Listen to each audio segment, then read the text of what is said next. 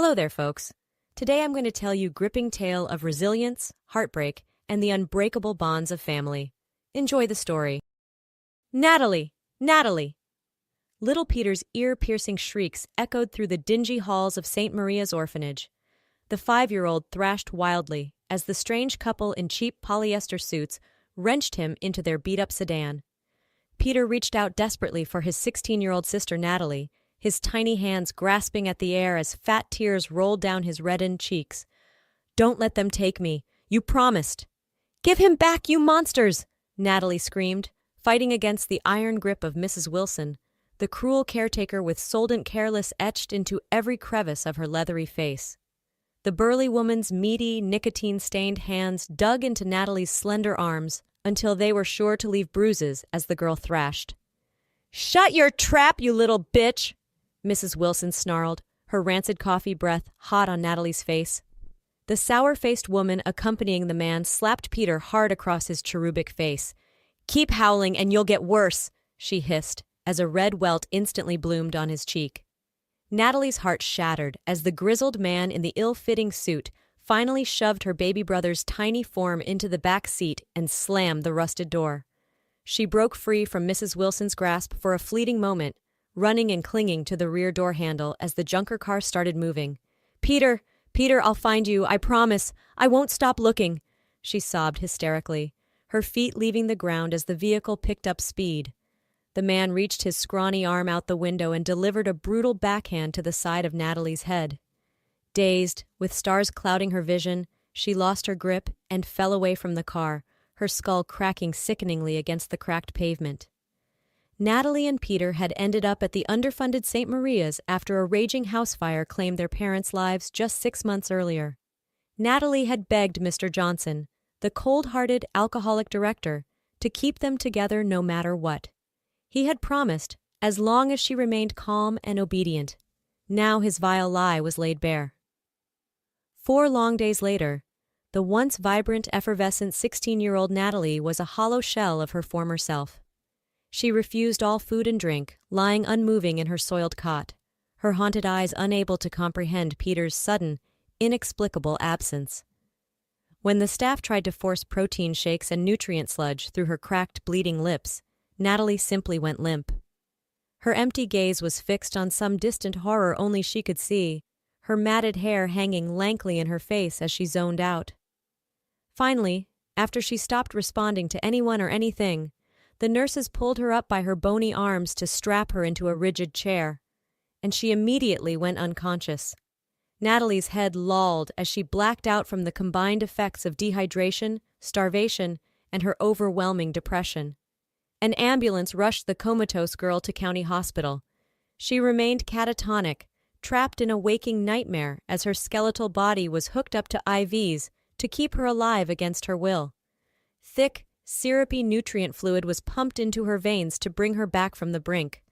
After 3 torturous weeks, the overworked doctors at County had done all they could for Natalie's shattered physical condition. But her once brilliant mind was lost in a miasma of depression and trauma. She hadn't uttered a single word since Peter's forced removal. With no other options, the cold bureaucrats running the state's child welfare system transferred the mute, listless girl to St. Elizabeth's Home for Troubled Children.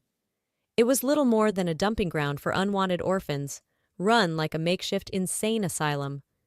Natalie obsessively wrote page after page in a tattered notebook, desperately trying to make someone at the nightmarish St. Elizabeth's understand what had happened to Peter. She described the strange couple, the sickening way they had treated her little brother, her frantic pleas to the orphanage staff, all to no avail. The overworked, underpaid counselors just shook their heads at Natalie's cryptic writings and ravings about conspiracies. Her unkempt appearance and increasingly erratic behavior, fueled by lack of sleep and proper nutrition, saw her bounced to the psychiatric ward at St. Dymphna's Asylum within a year. If Natalie thought the orphanage was a fresh hell, St. Dymphna's proved to be purgatory itself. The crumbling, mid-19th century brick compound was freezing in winter and stiflingly hot in summer. Dingy, narrow hallways connected cramped day rooms where dozens of unstable souls were left to languish unattended for hours on end. The teenage girl's 11-month descent into madness lasted. She attacked staff with brutally kicked shins and savage hair-pulling, smashed windows with her bare fists until her knuckles were shredded and bleeding, did whatever it took to try and make someone listen to her silent screams for help. All she wanted was answers about what happened to Peter.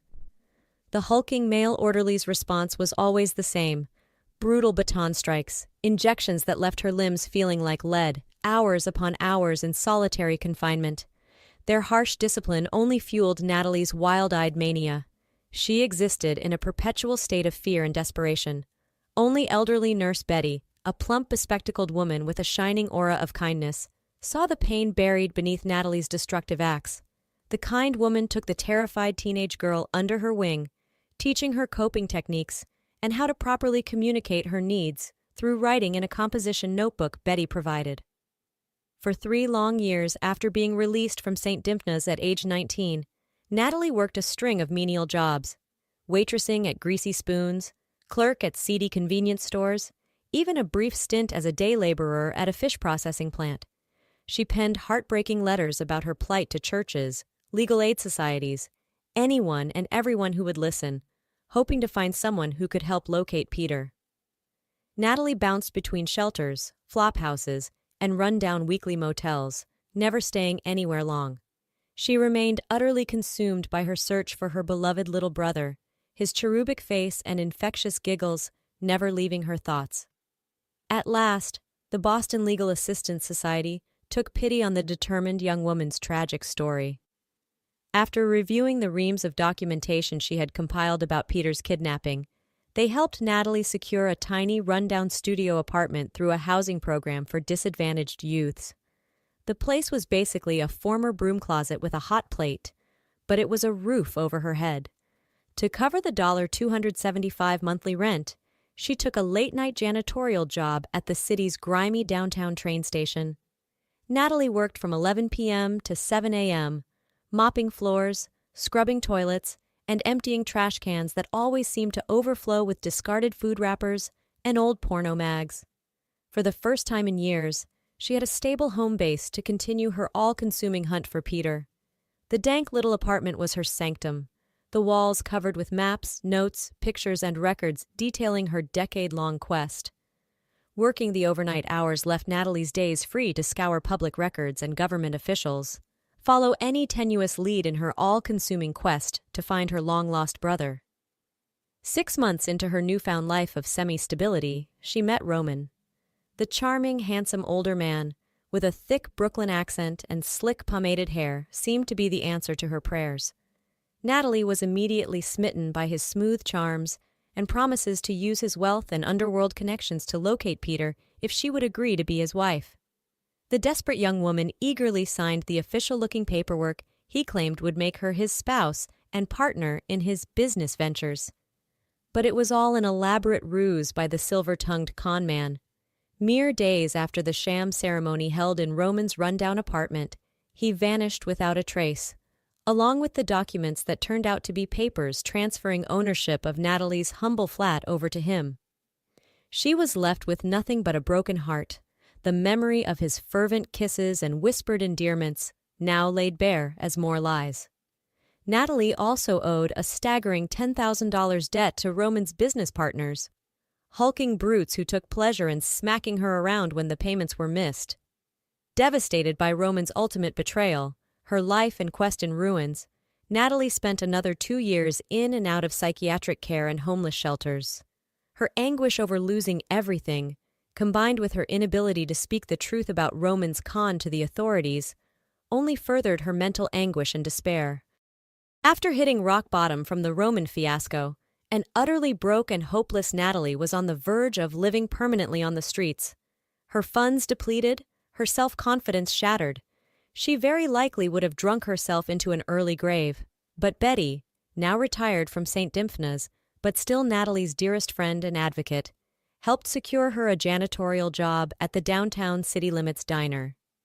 It was a literal hole-in-the-wall greasy spoon with a battered aluminum exterior and an interior straight out of the 1970s. But it was a lifeline for Natalie. The no-nonsense owner, Sam Delaney, was a gruff Korean War vet who didn't care that the new hire was mute.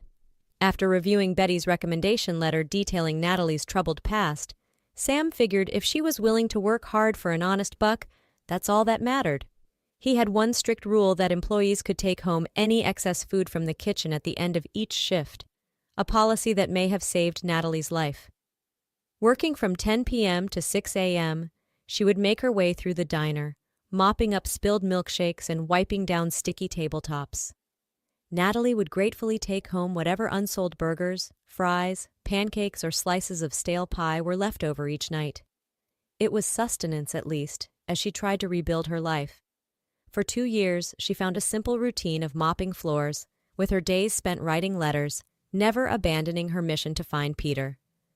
It was a typical rowdy Friday night when the drunken lout started heckling Natalie as she tried to clean around his feet. The burly, bearded man sloshed what remained of his whiskey sour onto the cracked linoleum floor. "Hey, dummy! Can't you hear me?" he slurred in her direction, throwing a balled-up napkin that bounced off the back of her head. Natalie tensed, fighting back tears as she instantly regretted taking this demeaning job just to get by. But as the lout grabbed her arm in a vice-like grip, peering into her eyes with a mix of confusion and dawning realization, his bloated, hostile expression quickly melted into one of shocked disbelief. "Oh my God, Natalie! Natalie, it's me, it's Paul, your brother!" he exclaimed, pulling the stunned woman into a crushing hug as tears streamed down both their faces. In that moment, the years melted away, and they were just two lost kids again, trying to make sense of the cruel world. Paul broke the embrace just long enough to drink in her features, tenderly brushing away the tear streaks from her gaunt cheeks. "You're alive! I've been looking for you for 15 years, sis. 15 long years thinking I'd never see you again," Paul choked out, fresh tears spilling down his whiskered cheeks. Natalie simply stared back at her long-lost brother in stunned disbelief, her eyes widening as flashes of their tattered childhood flickered through her mind. This hulking, rough-looking man with the jagged scar on his cheek was unmistakably the same sweet-faced little boy who used to trail her everywhere, clinging to her hand. No words could escape her lips, but the depth of emotion in her gaze spoke volumes to Paul. His baby sister, his best friend and only family he had left in the world, was here, alive and standing right before his eyes after all these years. Natalie reached out a trembling hand to caress Paul's face, to confirm this wasn't another cruel delusion. Her jaw went slack as her fingers traced the planes of his weathered features, taking in all the changes that a hard life had wrought. The tender reunion was interrupted by a harsh voice. "Hey, either order another drink or take your drunk ass out of my diner," Sam barked from behind the counter. The pair quickly disentangled, Paul shooting Sam an apologetic look before gesturing to his sister. "Sorry, mister. It's just, this is my little sister I ain't seen in over 15 years. Give us a minute?" Sam's perpetual scowl softened just a bit as he watched Natalie drinking in Paul with wonderment. He gave a barely perceptible nod before turning back to his work. Paul and his pretty young fiancée, Christina, raptly digested the horrific stories Natalie had written out overnight while sitting vigil with them in the small park across from the diner. By the flickering light of a rusting garden lamp, Natalie's nimble hands wove a harrowing tale of their childhood being torn apart by cruelty, violence, and bureaucratic apathy. How she had endured the waking nightmare of Peter's disappearance, her descent into depression, the betrayal of the orphanage director's broken vow. She described in gut-wrenching detail her hellish years bouncing between psychiatric facilities, homeless shelters, and menial jobs, never giving up her all-consuming quest to find her beloved little brother. Tears streamed down Christina's cheeks as she read Natalie's accounts of being beaten, starved, and essentially warehoused by the system that was meant to protect her. By the time the first rays of dawn began peeking over the city skyline, Paul's anguished sobbing mingled with Christina's as they finally understood the full extent of the horrors Natalie had survived. His brother instincts, dormant for so long, roared back to life with a vengeance. Pulling Natalie into a fierce embrace, Paul vowed that night to not rest until he had made up for all the years he had missed, for failing her when she needed him most. With Christina's help, They would get Natalie into the best psychiatric care and speech therapy available, no matter what it took. He was determined to hear his sister's voice again after nearly 2 decades of enforced silence. 11 grueling months later of intensive treatment. The City Limits Diner had a surprising new waitress working the breakfast rush. Natalie looked like a different woman from the haunted, hollow-eyed creature who had wandered their dingy halls just a year prior. Her chestnut hair was styled in a gleaming chin-length bob, makeup highlighting her high cheekbones and warm smile. The young woman moved with a renewed confidence, dark circles banished, and eyes sparkling with a rejuvenated zest for life. And most shockingly of all, she carried on an animated conversation with each customer who passed through the diner's doors. Sam stood in the kitchen doorway in his grease-stained apron, beaming with paternal pride at the young woman he had given a second chance. He did a comical double-take as Natalie flashed him a warm, dimpled smile, casually brushing a stray lock of chestnut hair behind her ear. He watched, dumbfounded, as her full lips moved animatedly while taking a departing customer's order. "Natalie, you can talk?" the old man gasped, his craggy face awash with disbelief. In the year she had worked for him, Sam had grown immensely fond of the mute but ever-diligent young woman. He admired her resilience, her determination to build a life for herself, despite the tragedies she had endured. But never in his wildest dreams did he expect to hear her voice. "Sure can, Sammy," she lilted in a honeyed southern drawl, winking at him mischievously. The simple phrase was music to the old-timer's ears after months of communicating with Natalie through pencil and paper. A playful grin danced across her face as she continued. "In fact, I've got a question for you." She leaned in conspiratorially, her peaches and cream complexion flushed with excitement. Sam felt his craggy cheeks turning beet red as he instinctively smoothed down his thinning salt and pepper hair. A question? For me?" he stammered, suddenly feeling like an awkward teenager again. Natalie's grin broadened into a radiant smile. "How'd you like to take me out for dinner tonight? I know this great little Italian place."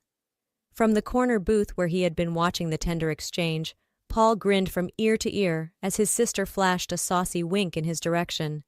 His heart was fit to burst with pride and joy at how far Natalie had come. Against all odds, she had found her voice, her family, and maybe even newfound love,